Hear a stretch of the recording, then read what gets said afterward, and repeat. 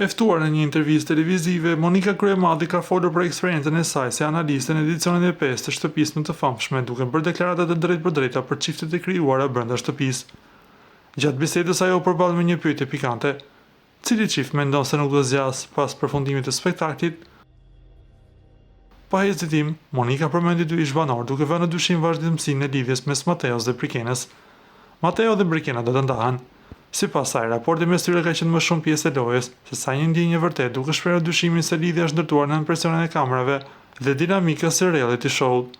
Kam qenë skeptike për këtë çift në fillim. Nuk e kam besuar që Mateo kishte ndjenjë të sinqerta për Brikenën.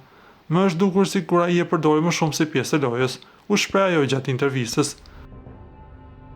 Monika deklaroi se Brikena mund të ketë investuar më shumë emocionalisht në këtë raport, ndërsa Mateo sipas saj nuk ka pasur të njëjtin intensitet ndjenjash. Deklarata Monika Kryemadit kanë ngjatur dyshime në rrjet, duke rikthyer në vëmendje diskutimet për marrëdhëniet e krijuara brenda reality show-ve dhe sa reale janë ato jashtë kamerave.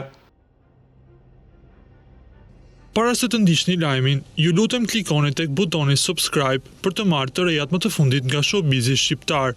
Faleminderit.